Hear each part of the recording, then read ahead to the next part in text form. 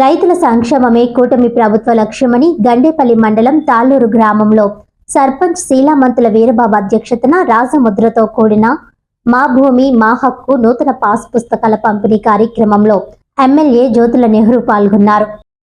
గండేపల్లి మండలం తాళ్ళూరు గ్రామంలో సర్పంచ్ శీలామంతుల వీరబాబు అధ్యక్షతన జరిగిన కార్యక్రమంలో రైతులకు రాజముద్రతో కూడిన మా భూమి మా హక్కు నూతన పాస్ పుస్తకాలను ఎమ్మెల్యే జ్యోతుల నెహ్రూ పంపిణీ చేశారు. ఈ సందర్భంగా ఆయన మాట్లాడుతూ రైతుల కోసం ప్రభుత్వం చిత్తశుద్ధితో పనిచేస్తుందని, గత ప్రభుత్వం చేసిన తప్పిదాలను సరిచేసి నూతనంగా పాస్ పుస్తకాలను అందజేస్తున్నామని అన్నారు. గత ప్రభుత్వంలో జగన్ తన బొమ్మలను తన పథకాలను పాస్ పుస్తకాలపై వేసి ప్రజలను మభ్యపెట్టాలని చూశారని, కానీ చంద్రబాబు పాస్ పుస్తకాలపై రైతులకు అవసరమైన అన్ని అంశాలను పాస్ పుస్తకాల్లో ముద్రించి రైతులకు మేలు చేశారని అన్నారు. గ్రామంలో రీసర్వే పూర్తి కానందున రైతుల భూములు పూర్తిగా నమోదైన పాస్ పుస్తకాలు పంపిణీ చేసి తప్పులు ఉన్న పాస్ పుస్తకాలకు మళ్లీ రీసర్వే చేసి రైతులకు అందజేయాలని ఆదేశించారు. ఈ కార్యక్రమంలో ఎస్వీఎస్ అప్పలరాజు, రాష్ట్ర Kamma corporation director Pothula Mohan Rao, Kunche Raja, Adabala Bhaskar Rao, sarpanch S Veerababu, society చైర్మన్లు Kantipudi Satyanarayana, Diddi Chinnasreenu, Erramsetti Babji, Dapurthi Seetharamaiah, market committee director Sunkavilli Raju, ATMA committee director ఇజ్జున Rambabu, అధిక సంఖ్యలో రైతులు తదితరులు పాల్గొన్నారు.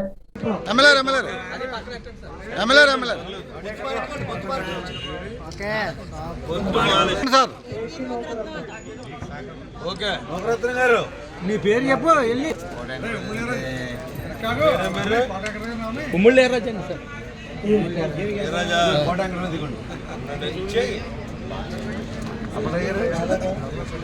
ఎంత భూమిది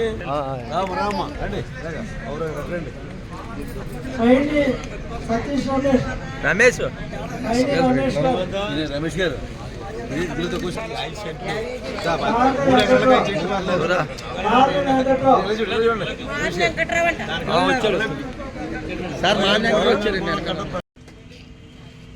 ముఖ్యంగా ఈరోజు మీ భూమి మీ హక్కు అంటే నిన్నటిదాకా మీరే అనుభవిస్తున్నారు. దాని మీద హక్కు ఎవరిదో తెలియనటువంటి పరిస్థితుల్లో నిన్నటిదాకా ఉన్నటువంటి పరిస్థితి. దానికి కారణం మీరు అభిమానించి ఈ రాష్ట్రంలో వచ్చినటువంటి ఒక మంచి ప్రభుత్వం తీసుకున్నటువంటి మొట్టమొదటి కార్యక్రమం ఏదైనా ఉంది అంటే మీ హక్కుని భూమి మీద మీకు పరిరక్షించేటటువంటి కార్యక్రమం. ఏకంగా ఒక జీవోనే రద్దు చేసినటువంటి పరిస్థితి. ఏంటంటే జీవో టైటిల్ యాక్ట్. దాన్ని ఎవరి భూమినైనా ఎవరైనా ఆక్రమించుకుని ఇది నాది అని చెప్పేసి మనకున్నటువంటి బలంతో కానీ మనకున్నటువంటి రాజకీయ వస్తాతో కానీ మనం ముందుకెళ్తే అది భూమి అందా అయిపోతుంది. తాతల నాటి నుంచి మీ భూమి అయినా సరే నాకు వచ్చేటటువంటి పరిస్థితి. ఈ ల్యాండ్ టైటిలింగ్ యాక్ట్ ప్రకారం చూసుకుంటే అది గత ప్రభుత్వం జగన్మోహన్ రెడ్డి గారి ప్రభుత్వం ఇచ్చింది. దాన్ని ఇమీడియట్ గా మీరు కోరుకున్న ప్రభుత్వం వచ్చిన తర్వాత చంద్రబాబు నాయుడు గారు రద్దు చేయడం జరిగింది. అక్కడితో ఆగలే.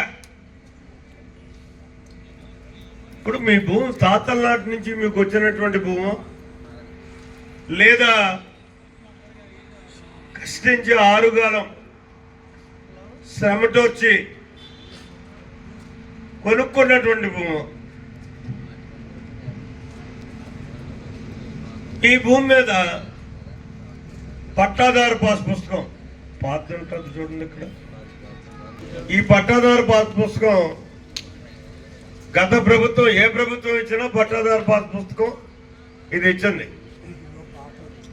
ఉన్నమాలో ఉండే ఇక్కడ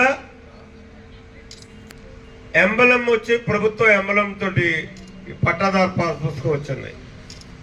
జాతీయతా భావం పెంపొందించాలనేటటువంటి ఆలోచనతోటి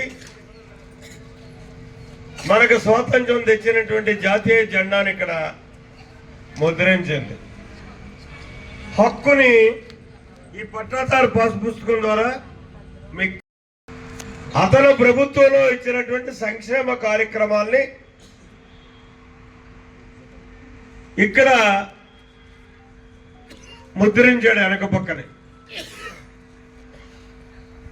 నేను దీన్ని కాదన్నా, కానీ ఈ సంక్షేమ కార్యక్రమాలు కూడా ఒక్కసారి మీ దృష్టి తేవాలి.